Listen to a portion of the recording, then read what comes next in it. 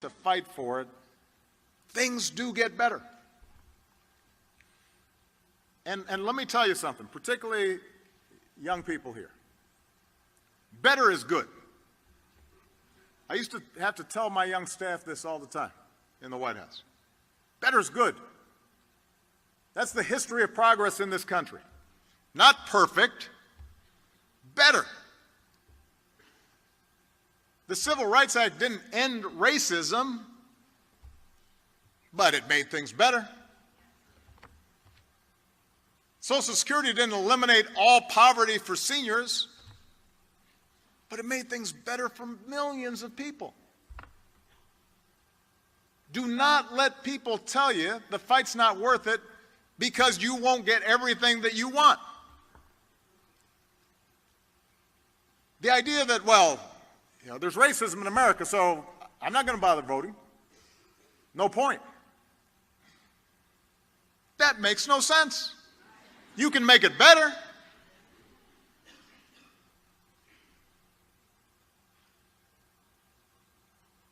Better's always worth fighting for.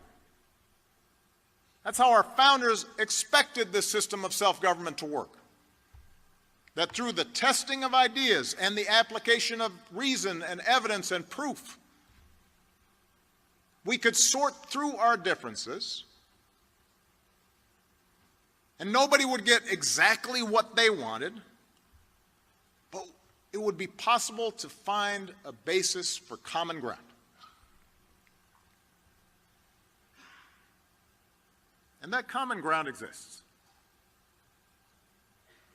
Maybe it's not fashionable to say that right now. It's hard to see it with all the nonsense in Washington, and it's hard to hear it with all the noise.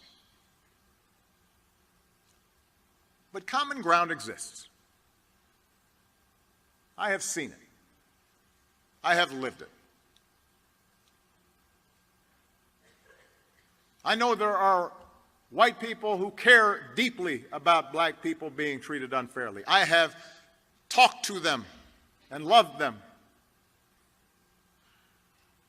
And I know there are black people who care deeply about the struggles of white rural America. I'm one of them, and I have a track record to prove it.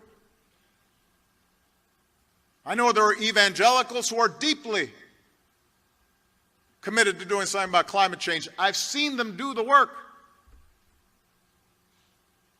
I know there are conservatives who think there's nothing compassionate about separating immigrant children from their mothers.